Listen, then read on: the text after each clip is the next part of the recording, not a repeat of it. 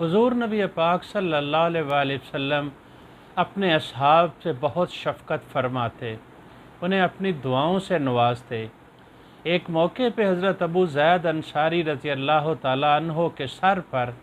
اور ان کی داڑھی پر حضور نے اپنا دست مبارک پھیرا اور آپ نے انہیں دعا دی کہ اللہ اس کے چہرے کو خوبصورت بنا دے اور اس کی خوبصورتی کو ہمیشہ برقرار رکھنا۔ نبی پاک صلی اللہ علیہ وآلہ وسلم کی دعا کی برکت یہ تھی کہ ان کی عمر 100 سال سے زیادہ ہو گئی تھی،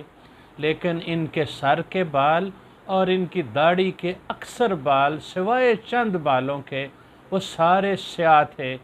اور آخری دم تک ان کا چہرہ بالکل تر و تازہ رہا اور اس پر بڑھاپے کے کوئی آثار بھی نہیں تھے۔